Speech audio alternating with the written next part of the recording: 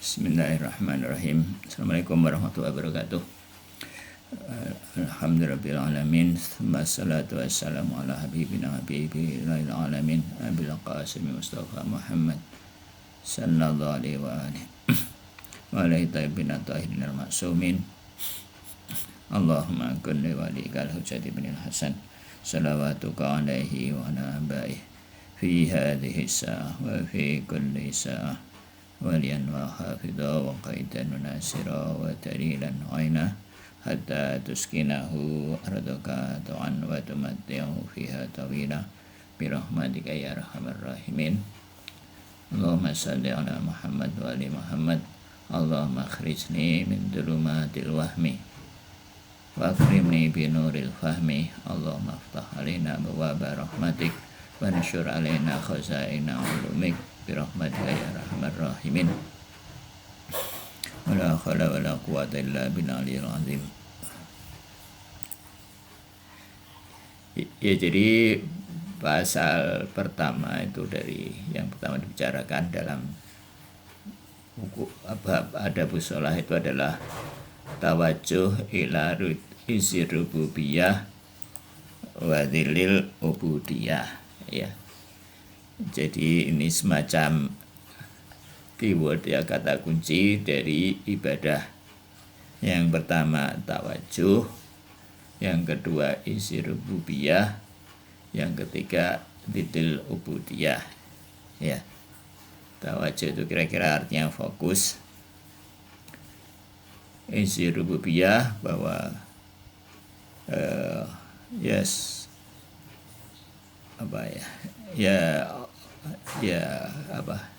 la ilaha illallah, ya, bahwa Allah maha besar, maha rahman, maha rahim, maha menciptakan dan kemudian memberi, masih kasih sayang, ya,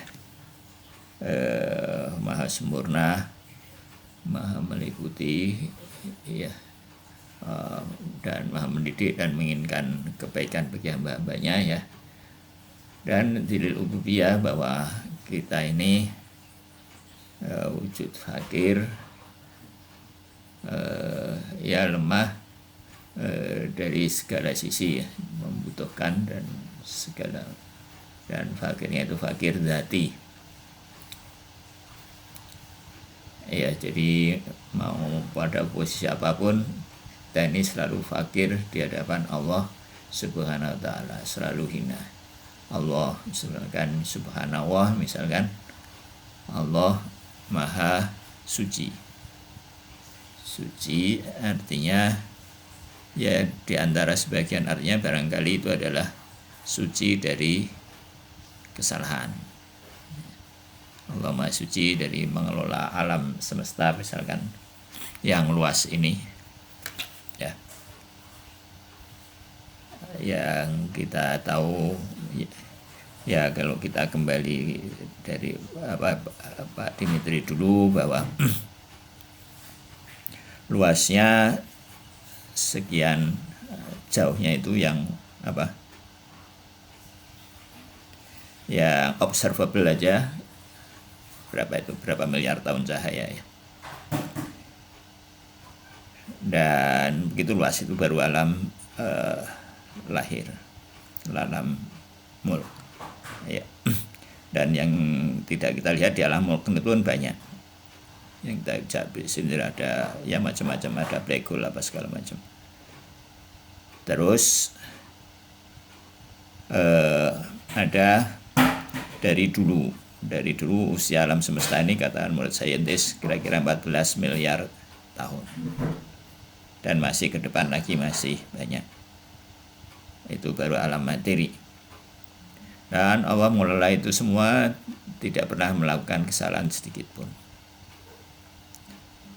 dalam mengelola alam yang begitu luas dengan rentang waktu yang begitu panjang, dan masih ke depannya lagi begitu detail, begitu itu.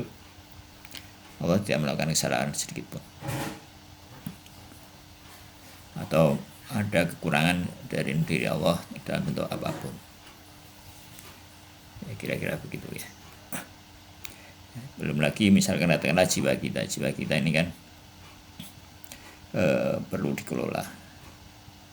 Alam-alam non materi, belum malaikat, belum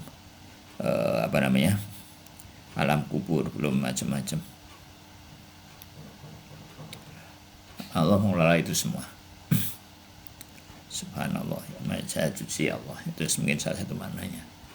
Dan ya begitu, jadi kita ini kalau dibandingkan Allah Subhanahu wa taala ya kotor, jadi artinya amal-amal kita ini betapapun bagaimanapun banyak kekurangan. Jadi sudah skopnya kecil, kekurangannya banyak. Jadi satu amalnya satu, kurangannya bisa ratusan ya, kalau dirinci satu-satu.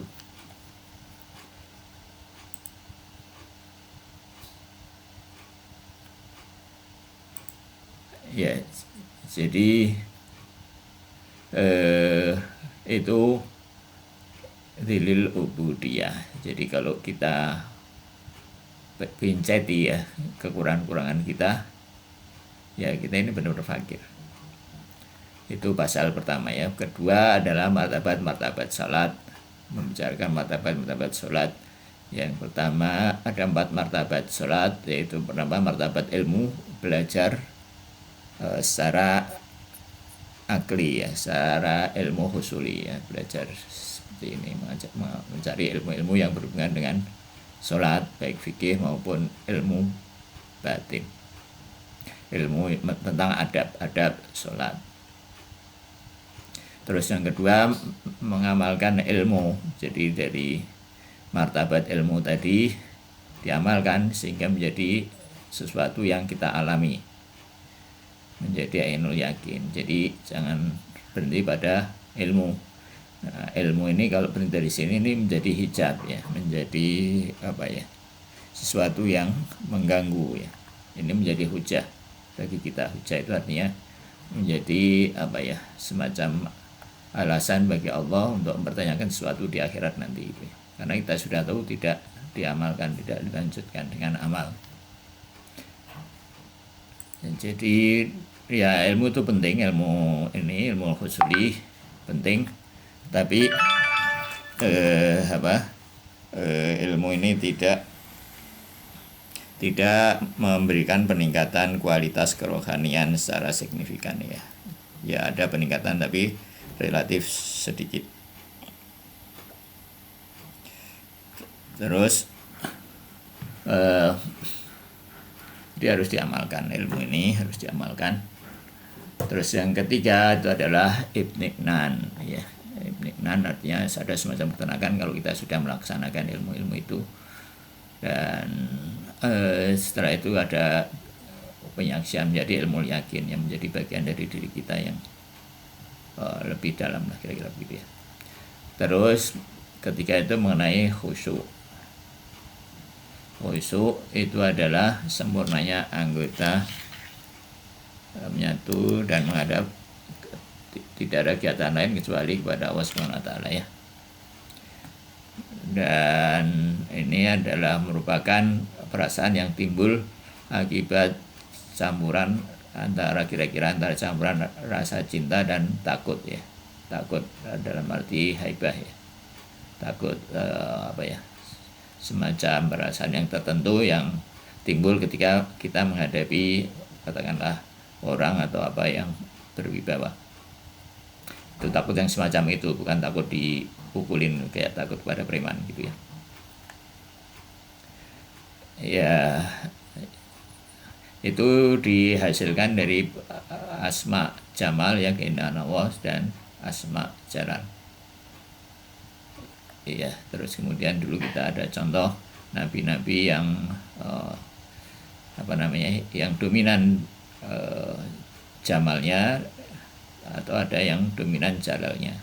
Nabi Isa itu adalah alaihissalatu wassalam, itu adalah misalkan dicontohkan sebagai nabi yang dominan tertajali pada diri beliau itu keindahan.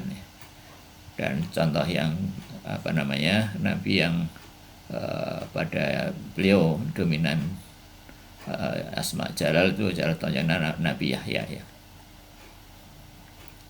Jadi sehari-hari mungkin banyak menangis kalau Nabi Yahya, kalau Nabi Isa mungkin sehari-harinya banyak ya senyum barangkali ya. Ya tadi khasyah itu tidak dalam mana takut disiksa ya. Dan sebagaimana dalam semua ibadah ini tidak boleh lepas dari khauf dan roja. Jadi khauf itu orang tidak boleh tidak boleh merasa aman, merasa cukup betapapun banyak amalnya. Ya sesuai dengan tadi itu dilil ubudiyah dan isi rububiyah. Dan roja orang juga tidak boleh putus harapan seberapa pun banyak dosanya. Jadi khauf kalau berlebihan menyebabkan orang putus asa, jadi orang tidak mau berusaha karena ya sudah, kalau tinggal buat apa berusaha ya gitu. Itu khauf, putus asa. Kalau roja ya nanti juga Allah akan ngasih ini ngasih itu, ampunan apa segala gitu ya, tapi tidak mau melakukan perbaikan pada dirinya, itu hurur, ini roja yang berlebihan. Jadi harus seimbang, ada perasaan ini, dan ini seimbang dan makin kuat ya, terus diperkuat perasaan itu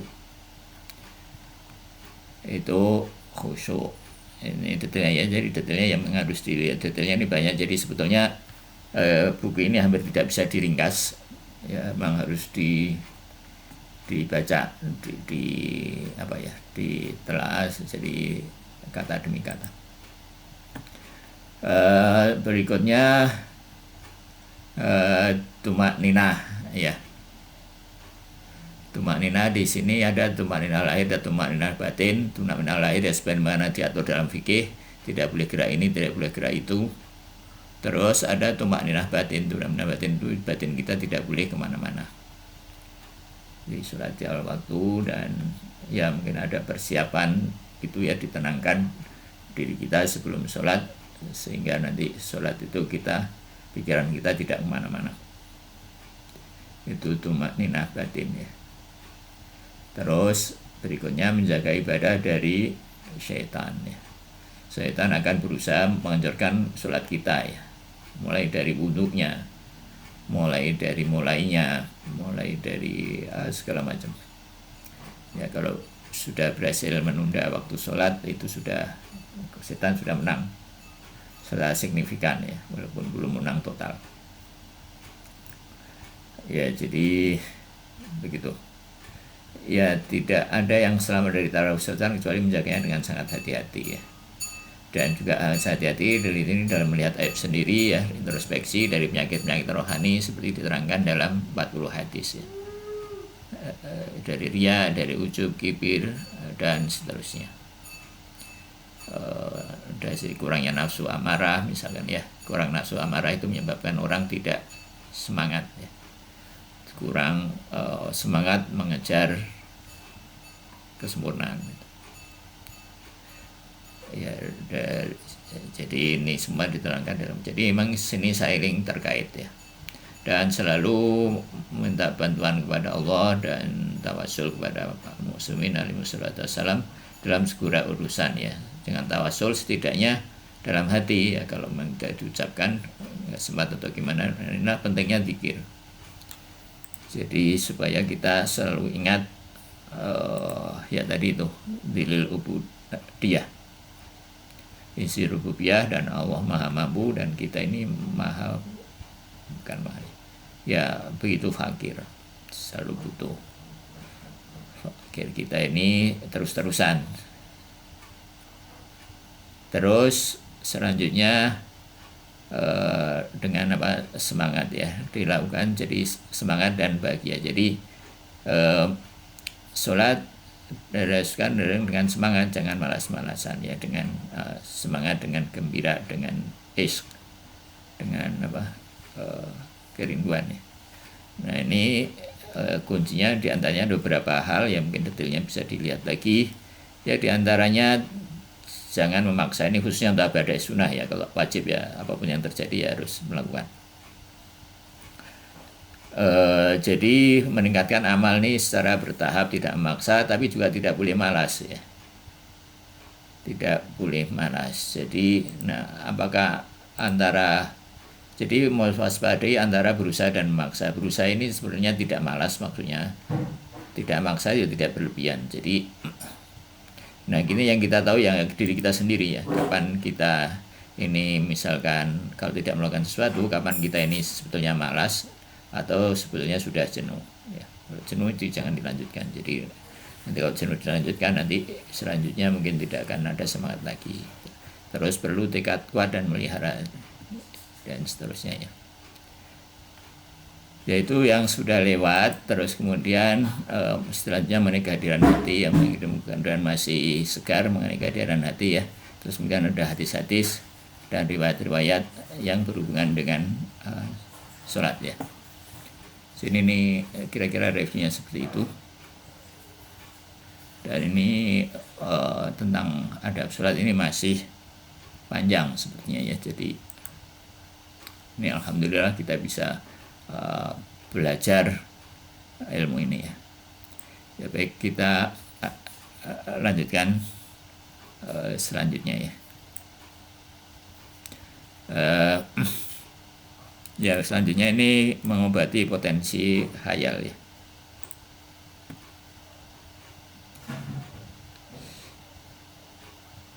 Ya jadi kita pada pertemuan yang lalu sampai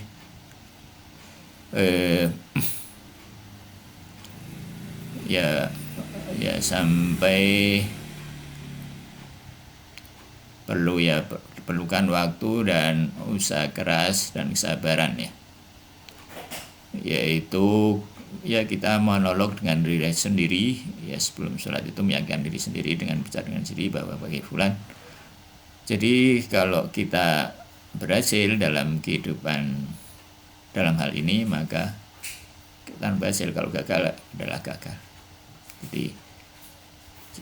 Jadi kita harus meyakinkan pada diri sendiri setiap saat. Jadi kalau kita berhasil dalam menjaga kehadiran hati ketika sholat, maka kehidupan kita dunia akhirat itu berhasil. Dan kalau gagal, maka gagal.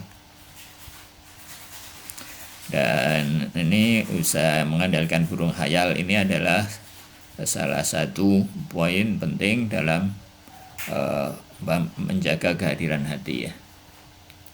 Dan kita sampai pada poin yang agak praktis ini ya.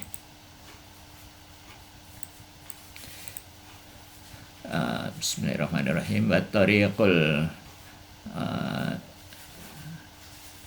imad umdati lihadal tatawu'i ya.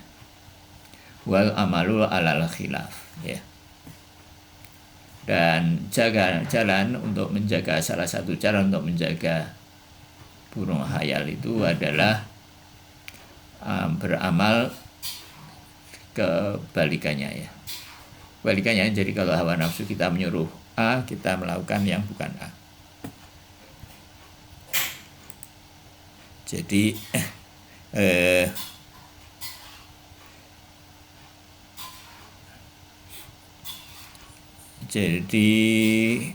gimana tadi sebenarnya? Beramal secara khilaf ya. Alal khilaf.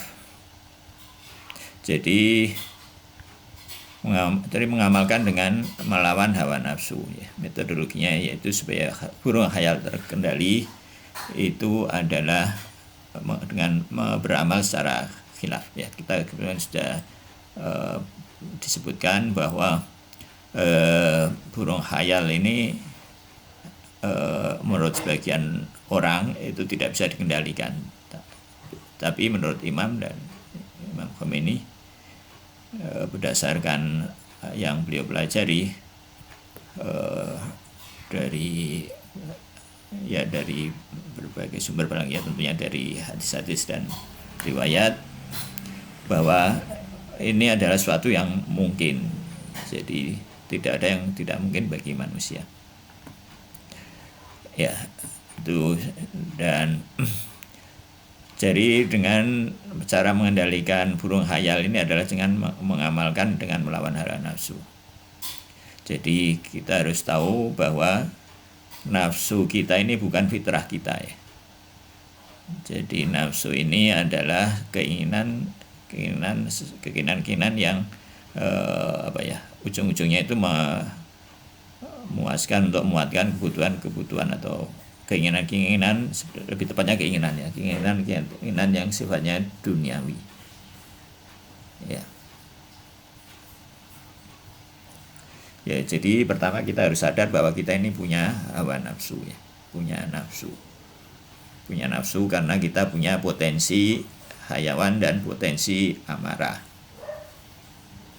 Potensi hayawan dan potensi amarah ini mungkin adalah sumber dari hawa nafsu ya.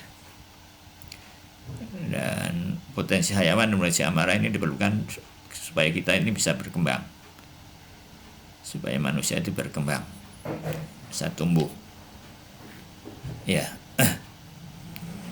Jadi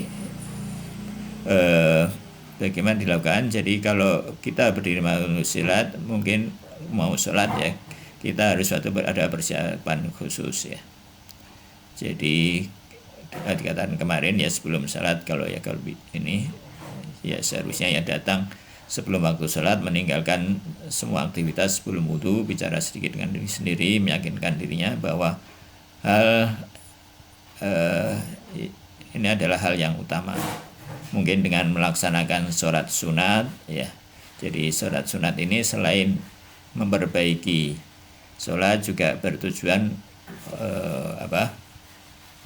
untuk mempersiapkan sholat wajib ya, sebagai persiapan sholat wajib. Jadi kita ketika misalkan ya mulai dari Akbar, bacaannya ya mungkin kita masih ingat sesuatu dan macam-macam. Nah gitu ya, kita evaluasi ya,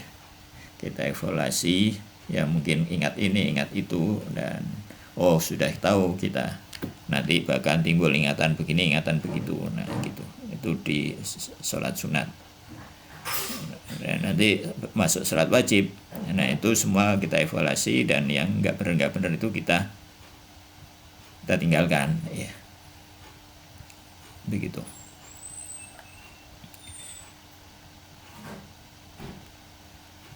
Ya, jadi beberapa rakaat sebelum sholat wajib itu merupakan persiapan untuk melakukan ya, kesiapan latihan untuk melakukan sholat wajib.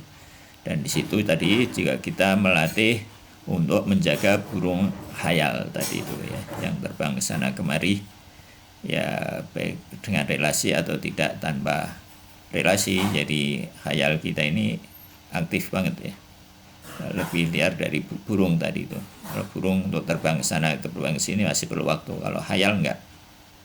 Khayal ini seketika ya, sana sini loncat sana loncat sini apa.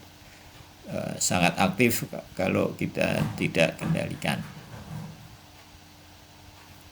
Ya, dengan latihan tersebut lama-lama dengan istiqomah dan sikap yang positif ya, sikap positif. Jadi harus ada sikap positif.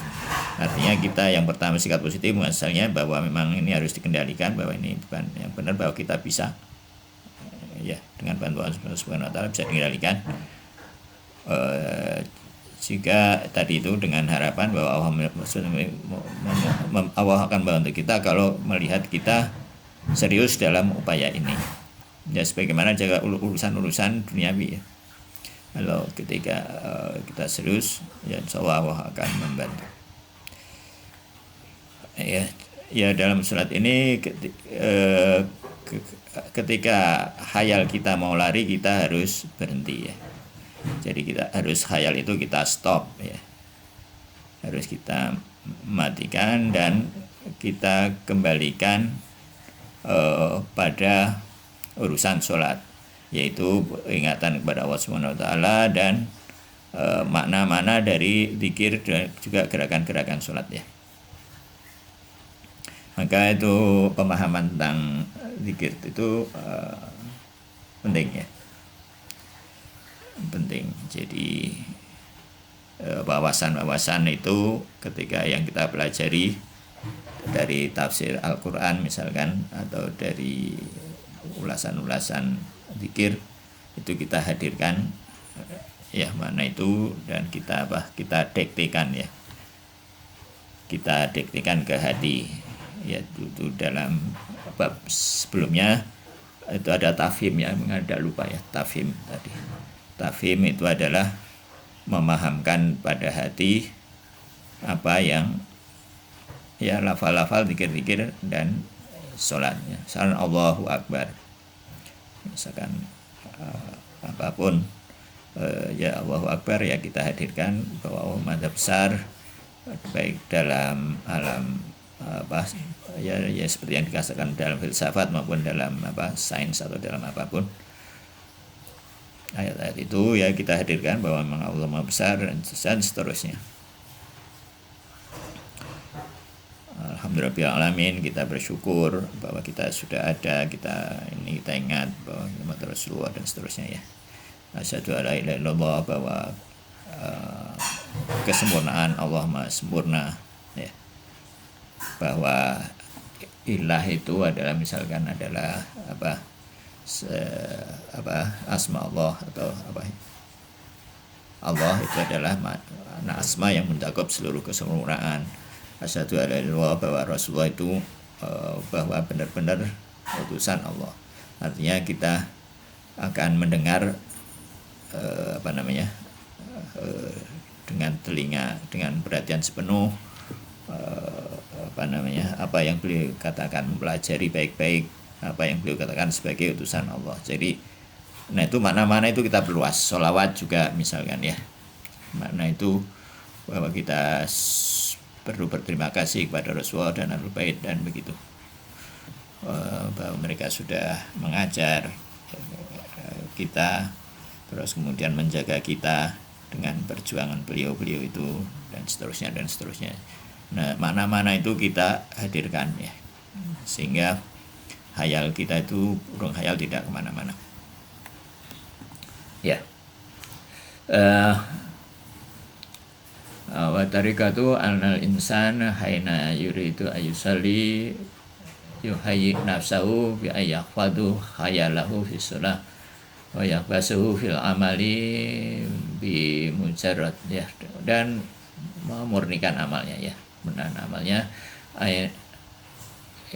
Annal hayala yuridu ayyafirra min yadil insan. Jadi hayal itu akan berusaha lari dari tangan manusia. Wa yastarji'ahu fauron, dan harus dikembalikan dengan segera. Wa yaltafitu ila wa yaltifat ya, dikembalikan ya, ila halihi, kepada keadaannya ya, fi jami'il harakatis sholat ya, dikembalikan kepada seluruh gerakan-gerakan sholat ya. Makna gerakan sholat, makna berdiri apa, makna rukuk itu apa, makna sujud artinya apa, dan seterusnya. Itu makna gerakan sholat ya kan semua itu ada makna batinnya. Berdiri maknanya apa, yang saum kayaknya mungkin akan diterangkan ya, itu gerakan-gerakan sholat itu suku niha ya, dan diamnya sholat, maksudnya ya diam sholat ya, berdiri kan diam ya, diamnya ya. Wa kariha, dan zikir-zikirnya, wa maliha, dan perbuatan-perbuatan ya, perbuatan anggota badan ketika sholat. Wa yaftashu an halihi wala yada'uhu fi halihi, apa yang kata wa di awali amran rubama yubitu ya, amran somban ya. Ini mungkin barangkali di awal itu mungkin perkara yang sulit, di awal-awal mungkin sulit, walakinna ba'da ma umila fihi muddatin bidiqatin ya wa ilaj, dan kalau diamalkan dengan bimadatin ya, dengan waktu yang cukup ya, dengan waktu yang lama, dan bitikotin, dan dengan akurat ya, dengan hati-hati, dengan teliti, wa ilajin terus menerus, yasiru ta'ian, burung khayal ini akan bisa dikendalikan ya. Ta'ian, taat ya, taat hatman ya, terkendali, wa yartado alal ito'ah, dan burung khayal ini akan ridho dalam ketaatan. Fa anta la tatawaqqa'u an tumkinu fi awal amran min khifdi ta'iril khayal fi jami' salah, dan jangan berharap bahwa kita bisa ya mampu pada awal amr, ketika pertama kali mulai itu, untuk menjaga burung khayal itu pada seluruh sholat ya, pada keseluruhan sholat. Fa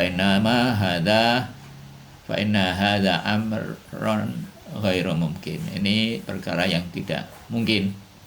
Sekali latihan terus langsung bisa itu enggak. Wa muhal, dan muhal batah. Wala'alla, dan ini sangat, dan ya mungkin wa muhal, wa ghairu mungkin wa muhal batah ya, dan sangat tidak mungkin lah. Walalladzi ad'u istihalati hada amra kana yatawaqqa'una dzalika walakin hadal amru la budda ayakuna bil kamali tadrij wa ta'anni wa sabri wa ta'ammuli wa yumkin ayah basuh ayah basuh ayah basa ya khayala fi awal amran fi ashrin ya. Jadi mungkin dengan pasti ya, ayaku nabi kamal tadris, dengan sedikit demi sedikit, wayati basir, dengan kesabaran dan istiqomah, dia akan bisa menjaga khayal itu fi awal amr, ketika pertama mungkin 1/10 ya dari sholat, wa yasilu hudurul qalbi, dan mungkin berhasil menjaga kehadiran hati mungkin 1/10 dari sholat, fi asyri minha babit tadris, dan mungkin sedikit-sedikit ya, tadris itu sedikit-sedikit ya, derajat-derajat. Idza kana al insan bi siddatihi, dan dengan kesungguhan ya, yara nafsahu muhtajan ilaihi, dan kalau dia melihat dirinya berhajat ya, sungguh-sungguh, dan sangat ingin ya, berhajat, sangat ingin untuk menjaga burung khayalnya itu, fasailu ila, dan maka dia akan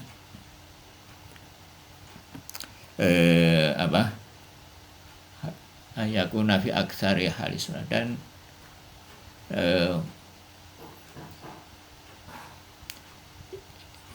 jadi pertama dia harus sungguh-sungguh tadi, sedikit-sedikit ya, terus kemudian berhajat ya, punya hajat untuk memperbaiki sholatnya, untuk menjaga kehadiran hati,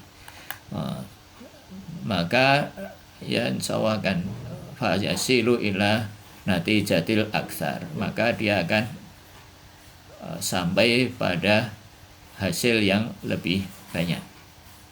Jadi 1/10 menjadi 1/9, 1/8 sampai separuh. Dan ya seperti dulu sudah dibilang ya, latihan itu kalau sudah mencapai 40 hari itu insyaallah bisa tetap ya menjadi sifat. Fasyai'an ya, fasyai'an ya, sedikit demi sedikit ya taqallabu ala syaitan ya.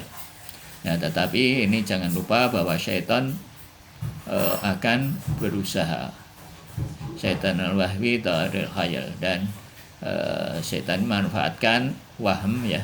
Dulu sudah waham itu apa? Waham itu adalah semacam keinginan kita untuk katakanlah kayak menjadi juara, menang, itu waham. Apa ya? Ya menikmati hal-hal yang duniawi, jadi yang itu waham.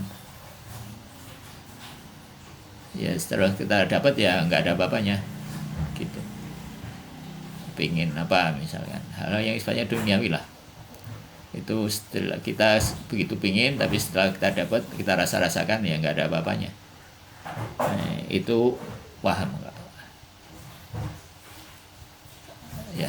Wa ta'iril hayal bihaitsu yakunu fi aktsaril halis shalah zaman ikhtiar biyati wala budal insan Allah yai'asu, ya setan akan berusaha ya, mengganggu terus-menerus dengan menghadirkan macam-macam hayal dan waham.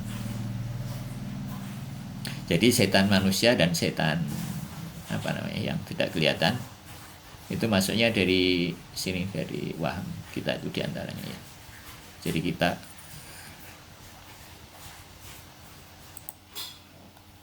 Jadi kita bertindak seperti polisi mengawasi penjahat. Jadi supaya ya selalu diperhatikan supaya tidak melakukan sesuatu di luar apa yang dibolehkan ya. Ya, terus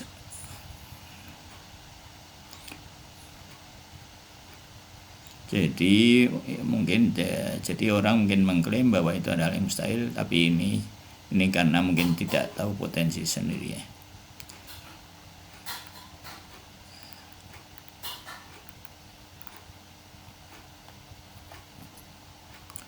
Terus apa?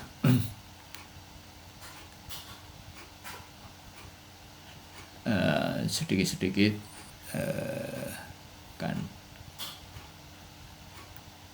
walabdal insan ala ya'asu ya, dan harus ya labuda itu harus pasti, dan harus bagi manusia ala ya'asu supaya dia agar dia tidak putus asa ya. Fa innal ya'asu wal manba'ul lil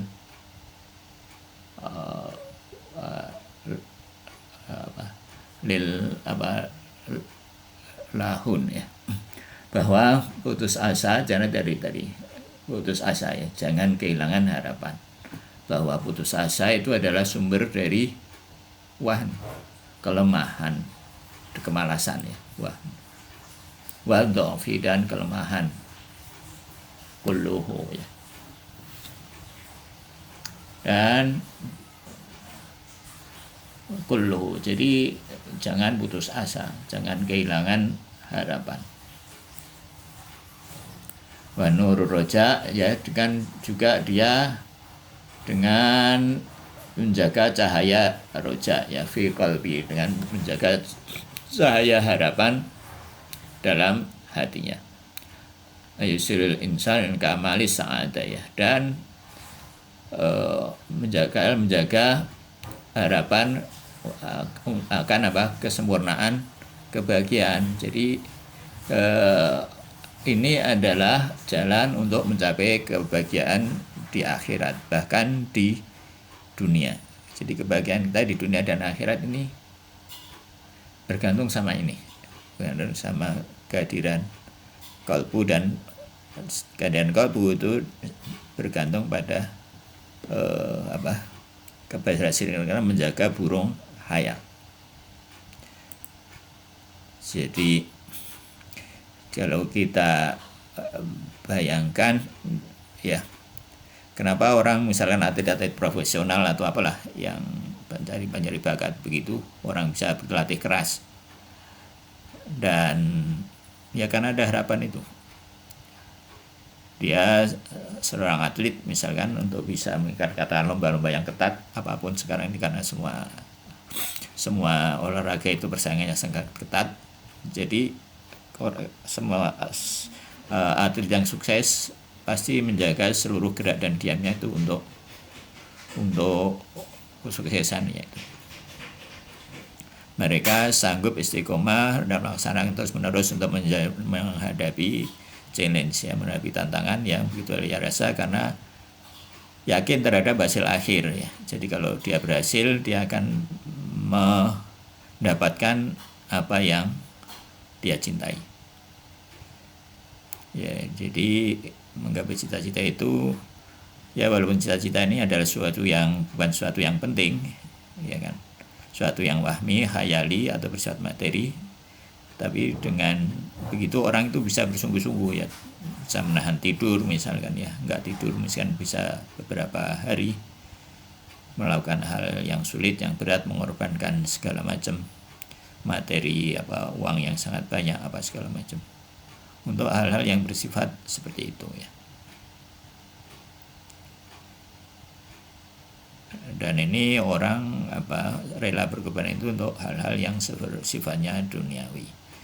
Dan jadi, kalau kita sudah tahu, sudah dasar bahwa masa depan kita, dunia dan akhirat ini bergantung pada hal ini, maka ya insya Allah akan timbul harapan itu, ya. Itu adalah kehidupan abadi kita. Ini bukan hal yang main-main. Kalau kita berhasil, kita akan berhasil selamanya. Kalau kita tidak berhasil, maka kita tidak akan berhasil selamanya.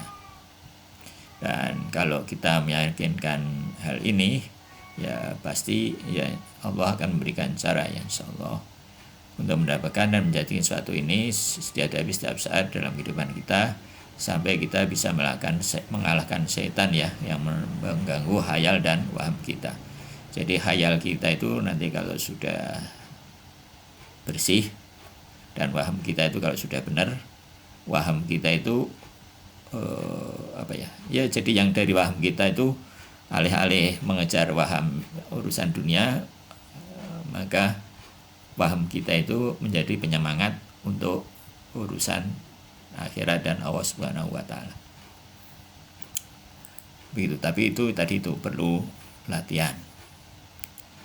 Ya, jadi sampai saat itu menjadi salat itu menjadi genggaman kita melakukan salat dengan sempurna, salat yang indah, ya kan.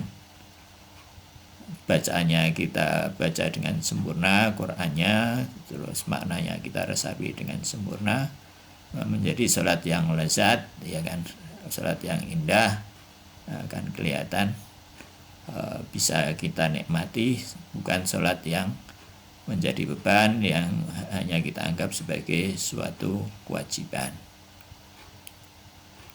Ya, dan ini jangan sampai kita putus asa, bukan hal yang mudah, mungkin menghadapi kesulitan, tapi hasilnya lebih nyata, real, ya, sebagaimana diterangkan dalam filsafat, bahwa yang wujud itu adalah Allah Subhanahu wa taala. Bahwa materi itu adalah potensi dan dia akan selalu bergerak, masih potensi. Jadi kalau kita ngejar-ngejar materi, ngejar-ngejar potensi, bukan hal yang real, yang aktual, yang aktual wujud yang sudah sempurna hanyalah Allah Subhanahu wa taala. Iya. Jadi kira-kira begitu, ya. Walakin amdatu fi hadzal bab wa hisil hayal alladhi huwa fina qila wa kunna lam tu'min, ya jadi karena kita, ya kenapa itu, karena kita lam tu'min bi an ra'sil mal fi sa'adah wal ilmul akhir, wasilaul aisyah fi ayyamil ghairil muntahanah wassalah. Ya jadi kenapa kenapa kita belum ada kebutuhan itu, ya kita belum yakin tentang hal itu, ya keyakinan kita itu masih tipis, ya. Tadi itu keyakinan kita bahwa apa yang dikatakan oleh para nabi, para imam di hati kita itu masih tipis, ya Rasulullah benar, ya gitulah, ya Rasulullah benar, udah gitu, ya. Ya masih belum kuat. Wa nahnu nasabu anna sholata amron mafrudun alaina wa naraha taklifan wa tahmilan, ya, melihatnya sebagai beban dan beban. Jadi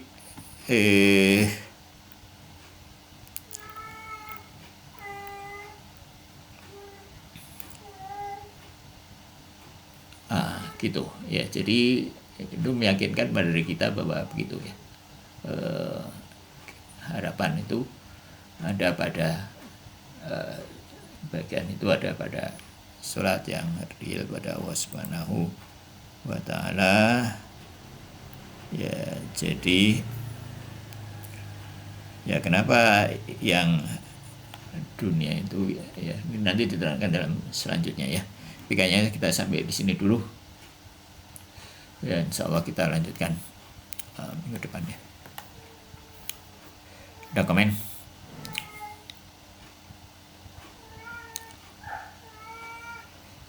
Iya, kalau nggak ada kita lanjutkan ya pada bidayah.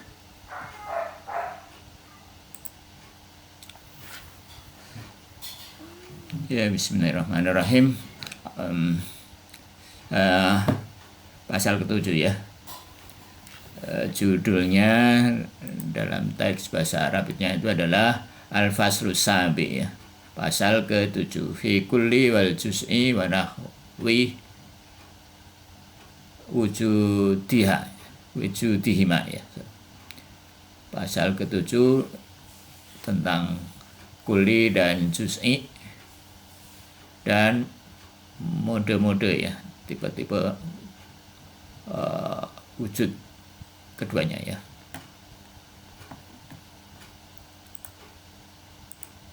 Oke ya. Yang pertama dalam mantik ya, mungkin kita belum belajar mantik. Dalam mantik al-mafhumu imma kulliyun au juz'iyun ya. Bahwa mafhum, apa mafhum itu? Jadi ada misdak, ada mafhum ya. Misdak itu yang ada, yang kita darinya kita tarik pemahaman. Mafhum itu pemahaman yang ada di benak ya.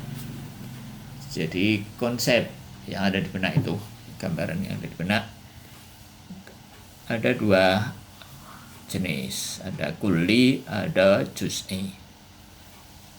Nah, kenapa ini pasal ini dibawakan? Ya karena mungkin barangkali ada orang yang beranggapan bahwa nggak ada yang kulli itu ya. Apa itu kulli? Kulli itu adalah di sini ya. Mala yamtani'u sitquhu alal katsir ya. Yang tidak menolak kemungkinan untuk banyak. Ini mungkin bahasa Arab susunannya begitu ya, tidak menolak kemungkinannya untuk banyak. Ya dalam bahasa sederhana ya bisa banyak lah, nggak harus banyak tapi bisa banyak. Jadi wujudnya itu kalau di luar itu bisa banyak, Kalau banyak misalnya kalau banyak ya jelas manusia itu lebih dari satu kan, itu contoh dari kulli. Manusia bisa banyak, bisa satu, dua atau banyak. Banyak itu kalau dalam filsafat lebih dari satu ya.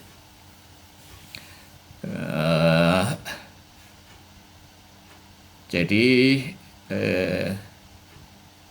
yang bisa banyak, yang mungkin banyak kalau dia berada di luar itu maksudnya kulli. Jadi mafhum ada, kalau kita yang gambar sesuatu dalam benak, kalau tidak kulli ya juz'i gitu. Ada gambaran kalau kita punya konsep. Nah, karena mungkin maka dia tidak harus banyak ya. Apa misalnya bisa juga nggak ada, misalkan dinosaurus di luar nggak ada, atau wujudnya satu tapi mungkin banyak. Misalkan wajibul wujud. Wajibul wujud ini satu, tapi dalam benak kita mungkin nggak banyak. Ya mungkin. Nyatanya orang punya Tuhan banyak, menganggap Tuhan banyak. Ya. Jadi bab ini membahas hubungannya dengan wujud yang mereka punya ya. Jadi itu pengertian banyak ya. Terus jadi banyak ada orang menganggap ya, ini atasnya katanya ini muhaqqiq Dawami ya,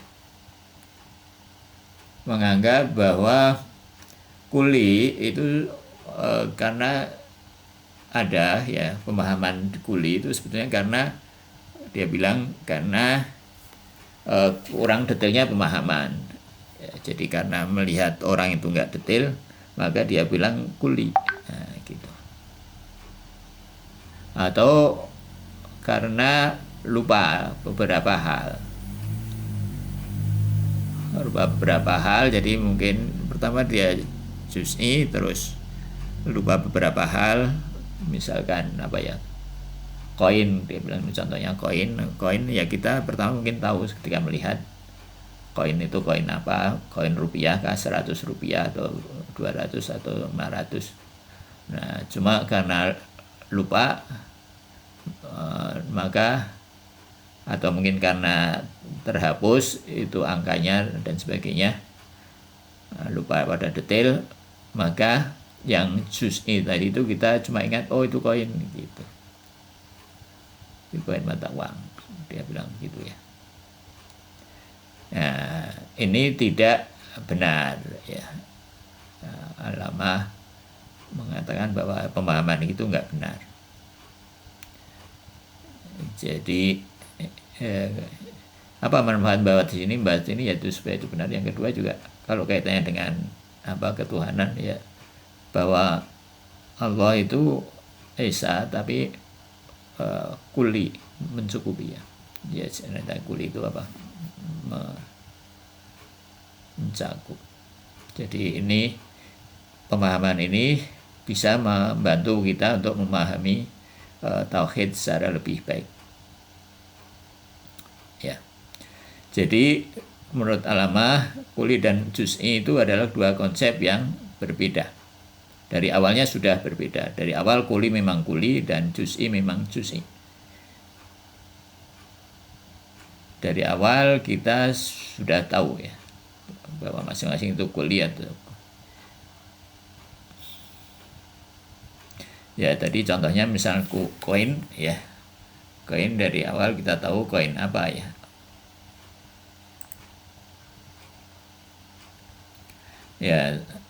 Ya mungkin kita tahu tidak detail ya. Mungkin karena tadi itu karena satu dan lain hal. Tapi kita tahu bahwa koin itu kalau kita melihat koin itu ya kita sudah tahu, walaupun tidak tahu detail, tapi kita tahu bahwa koin itu memang tidak mungkin dia koin 100 rupiah sekaligus 200 rupiah, nggak bisa.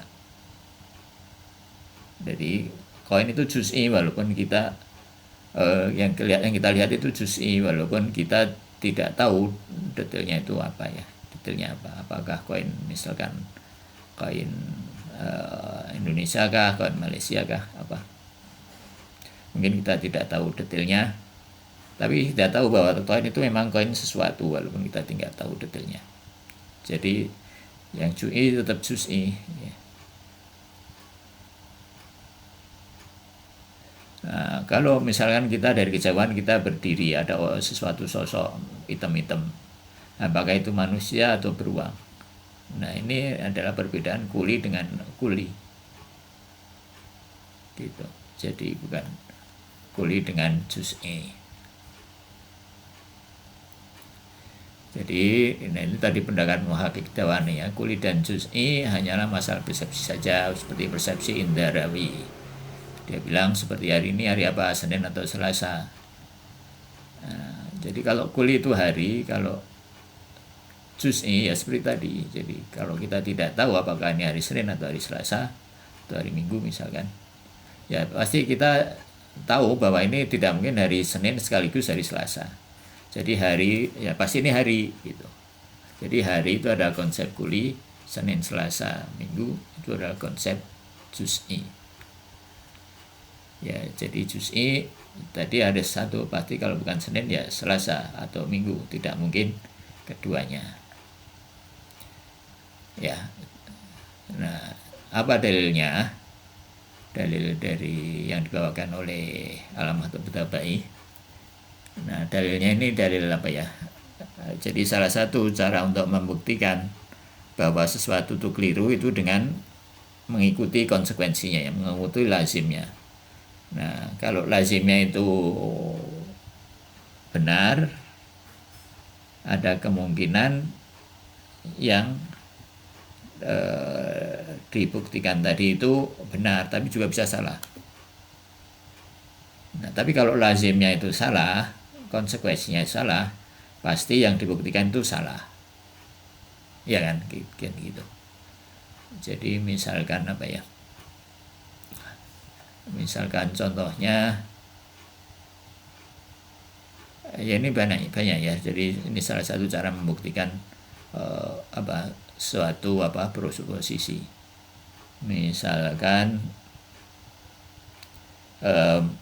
hari ini sekarang hujan. Kalau sekarang hujan, sekarang berawan misalkan. Nah, kalau berawan pasti nanti akan hujan. Nah, terus nanti ternyata hujan, ya pasti tadi berawan gitu. Nah, kalau tidak hujan, ya tadi tidak berawan kan gitu. Atau kalau tidak hujan, ya tadi bisa berawan bisa enggak gitu. Tapi kalau hujan pasti tadinya berawan gitu. Jadi kalau lazimnya benar,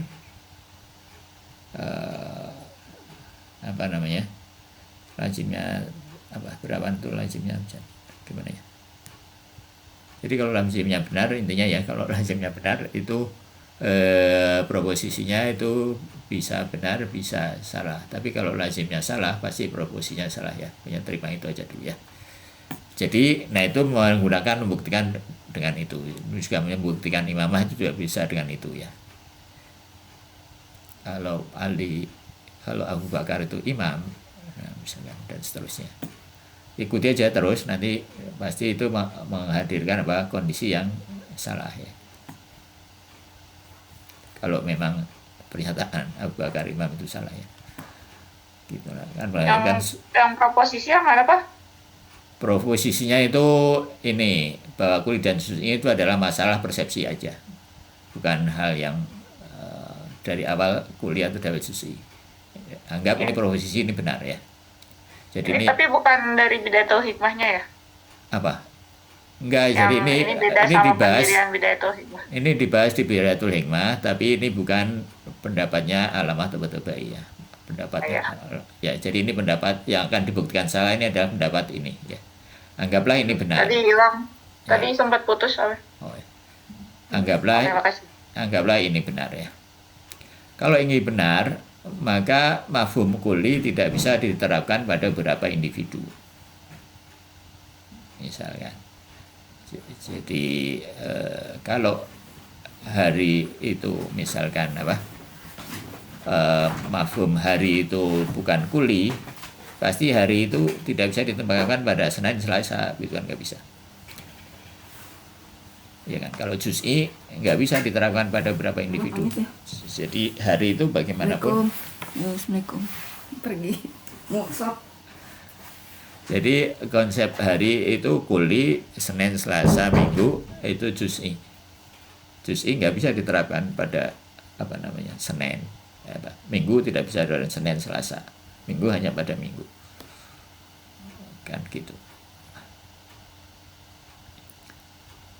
Ya, jadi dari awal namanya hari itu konsep kuli, dan Minggu, Senin, Selasa itu konsep yang juz'i. Buktinya mafhum kuli kalau ini benar, maka mafhum kuli tidak bisa diterapkan pada individu. Kalau hari itu juga juz'i, ya kan, nggak bisa diterapkan pada Senin, Selasa, Rabu, ya, dan seterusnya. Terus yang kedua, hukum-hukum kuli tidak bisa diterapkan pada individu-individunya. Ya, kita tahu bahwa dalam fisika atau dalam apapun, bahwa hukum-hukum itu sifatnya kuli, ya enggak? Bahwa massa itu kekal, misalkan dalam fisika atau dalam apa ya, hukum-hukum kuli, bahwa misalkan kalau benda dipanaskan itu memuai, misalkan benda itu kuli. Kalau kita bilang benda itu juga juz'i, ya kan, ya nggak bisa kita terapkan bahwa misalkan benda kalau dipanaskan itu memuai, terus diterapkan pada segala macam benda. Ya, nah, dengan dua bukti ini, maka tidaklah dengan dua argumen ini, dua dalil ini, maka yang kuli itu adalah kuli, yang juz'i itu memang dari awal juz'i. Dan kalau mahya itu terwujud di luar, maka dia adalah juz'i, ya.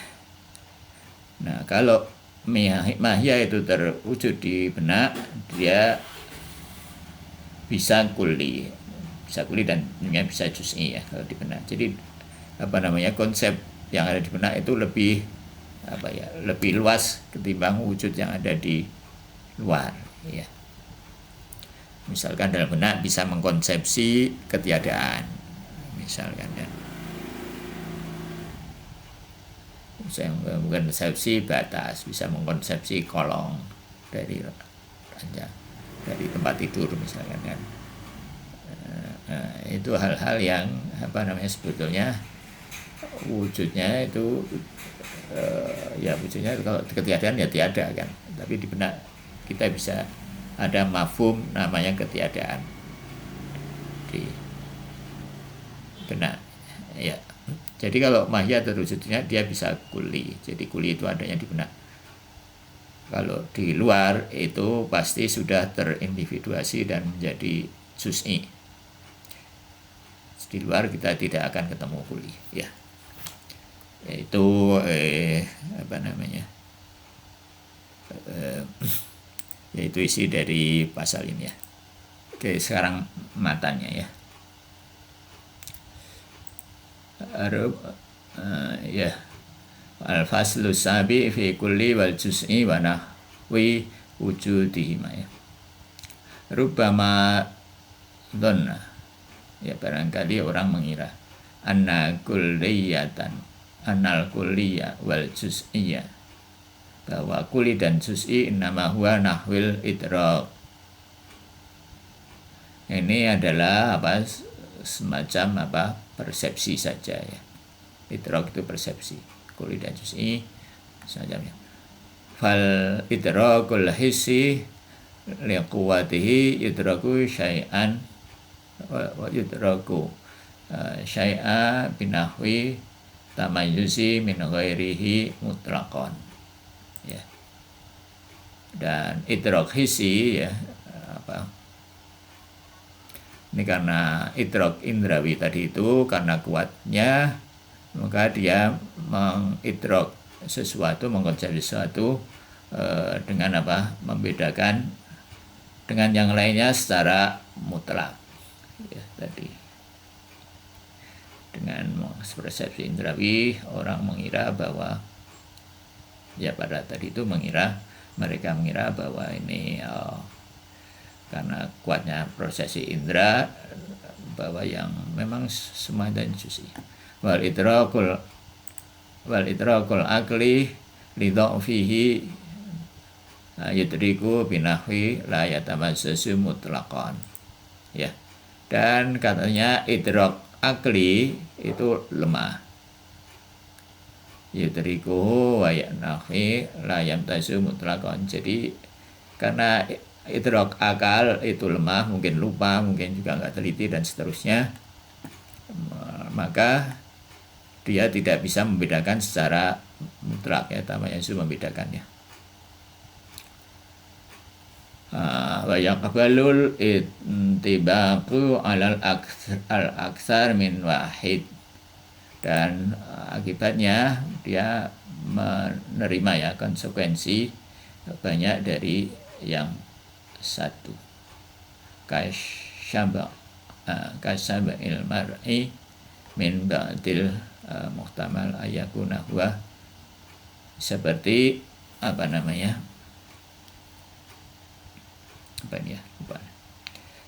seperti kalimat orang, ada kemungkinan dia mungkin di Zaid atau Amr atau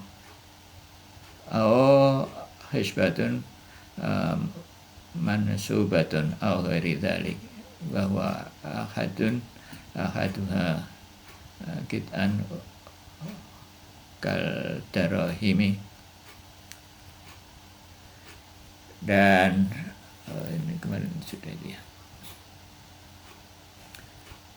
Jadi dia menerima, jadi akhirnya dia menerima yang banyak dari yang satu ya. Jadi maksudnya datangnya kuli itu dari tadi itu, jadi karena tidak detail, akal idroknya lemah. Jadi karena tidak detail maka dia menganggapnya yang banyak. Seperti ketika dia kalau mengonsepsi orang, melihat orang, mungkin dia tidak tahu pada dia Zaid atau Amr atau khusbah atau bayangan yang berdiri ya.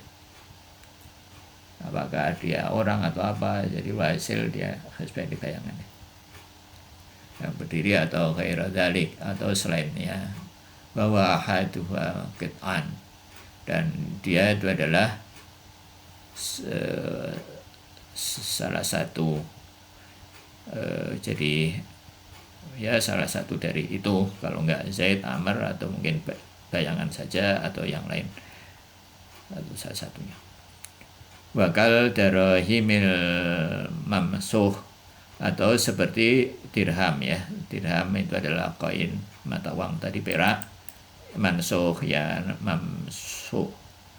mamsuh itu yang aus ya, aus, jadi mungkin mata uang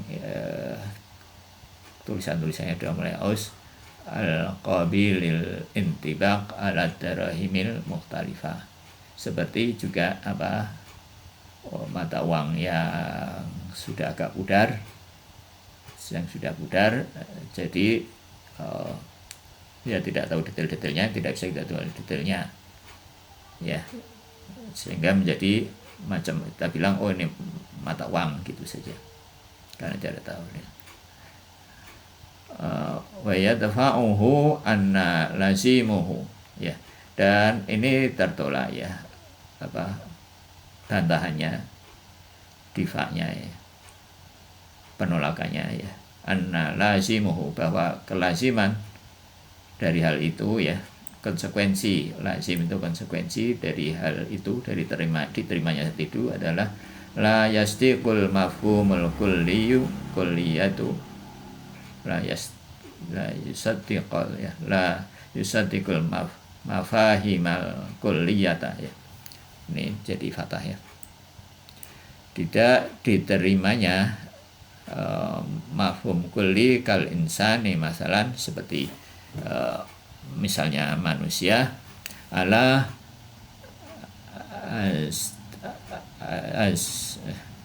asyadu min wahid ya. Jadi kalau itu diterima, maka konsekuensinya maka manusia itu, mafhum manusia misalkan tidak bisa diterapkan kepada objek yang banyak. Jadi manusia ya pasti cuma satu gitu kalau ini diterima. Min afrodiha haqiqatan ya, dari secara hakikat. Wa ay yukadzibul qawanainil kulli, dan juga tidak terimanya ya, terdustakannya ya. Wa ay yukadziba al qawaninal kulliyata, hukum-hukum kulli ya. Jadi yang tadi itu al mutab al muntabiqatan alal mawaridiha la li iltisalim la mutanahiyata illa, ya tidak bisa diterapkan ya, la mutanahiyata illa fi wahidin minha kaukulina misalkan ya. Jadi hukum-hukum kulli tidak bisa diterapkan kepada ya, atau disarankan cuma terbatas pada satu saja ya. Jadi kalau demikian, kalau memang tidak ada itu, maka hukum-hukum yang sifatnya kulli cuma bisa diterapkan pada satu individu saja ya, tidak terbatas sama illa fi wahidin ya, tidak bisa diterapkan kecuali pada satu individu saja. Qaulina seperti perkataan kita, seperti kita bilang al arba'atu zaujun ya, seperti 4 adalah 4, ini arba'atu 4 ya, zaujun itu genap pengertiannya. 4 adalah bilangan genap. Nah, 4 itu adalah juz'i, zaujun itu kulli. Nah, kalau zaujun itu juga juz'i ya, cuma karena nggak tahu detail, maka zaujun tidak bisa diterapkan pada 2, 6 dan seterusnya ya. Wa kullu mimman wa kullu mungkin li wujudihi illatun wa sarihul wujdan. Wal wujudi illatun ya, dan keberadaan illah wa sarihul wujudani ya betiluhu ya. Dan juga setelah misalkan juga ini pernyataan kulli ya, kullu mungkin, setiap yang mungkin untuk kewujudnya butuh illah, butuh sebab. Ini kan pernyataan umum, dan pernyataan ini bisa diterapkan pada semua hal yang wujud mungkin. Jadi semua wujud mungkin untuk kewujudannya perlu sebab. Nah, ini termasuk hukum mungkin yang ya hukum mungkin ya. Wasarihul wujdan batiluhu ya, dan secara wasarihul wujdan yubatiluhu ya, dan sarihul wujdan itu wujdan ya, batin lah, aksioma. Sarihul wujdan itu secara otomatis hal ini batil ya, ya kan, hal-hal itu batil. Falhaku anal kulliyatu, dan yang benar adalah bahwa yang kulli wal juz'i nahwani min wujudil mahiyat, dan bahwa kulli dan juz'i itu adalah dua hal yang merupakan wujud dari mahiyah. Jadi mahiyah kalau terwujud bisa kulli, bisa juz'i. Terwujud di mana ya? Kalau terwujud di luar cuma juz'i ya.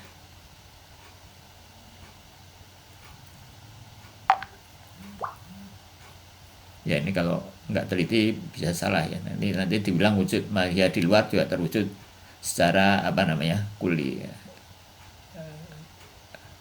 Ya kulli adanya di benak. Ya wujud di luar ya sesuatu juga. Sebagian ini mau pernyataan proposisi yang gimana? Misalnya. Jadi ini kan katanya kalau ini kan ada dua mahiyah yang berbeda ya. Kalau individu kuli sama jus'i itu.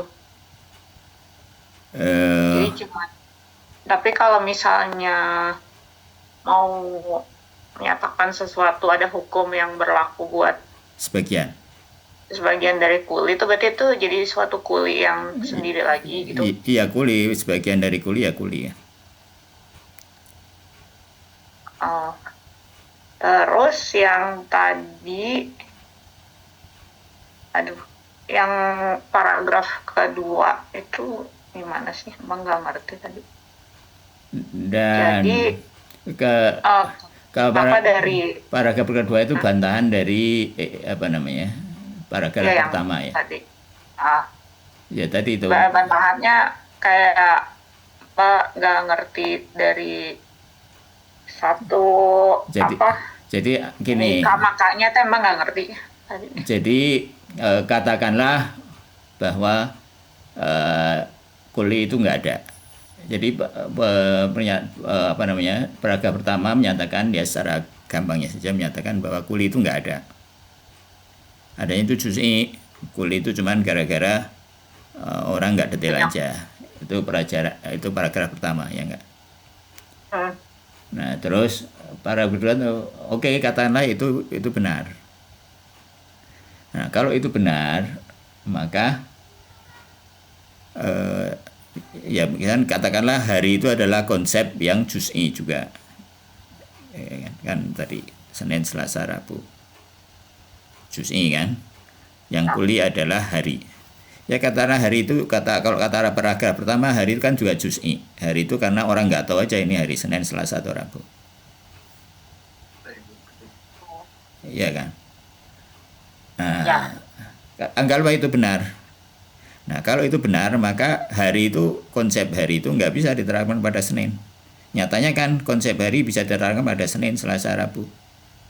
Berarti posisi yang tadi itu yang mengatakan hari itu juga juz'i itu salah. Gitu. Itu cara berargumennya.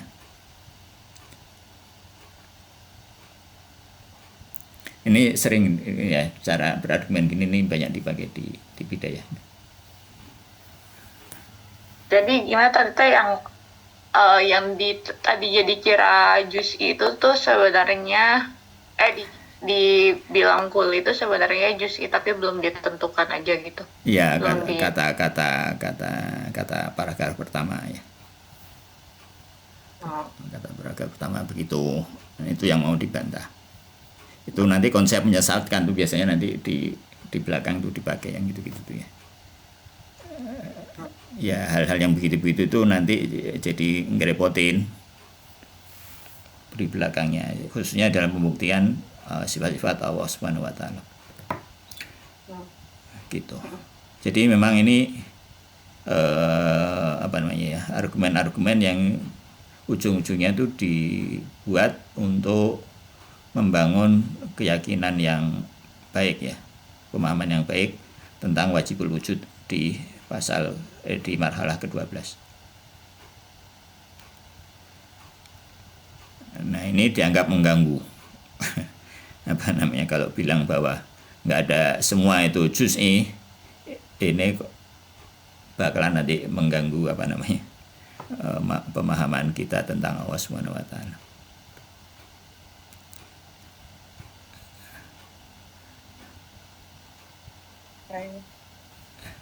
Ya tadi kan sudah disebutkan. Jadi begitu nih. Ya gitu.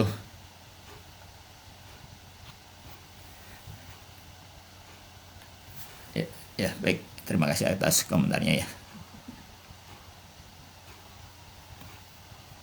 Ya kita tutup dengan alhamdulillah dan salawat ya. Alhamdulillahirabbil alamin. Wa sholli ala Muhammad wa ali Muhammad. Wal afu minkum. Alhamdulillahirabbil alamin. Wassalamualaikum warahmatullahi wabarakatuh. Waalaikumsalam. Makasih.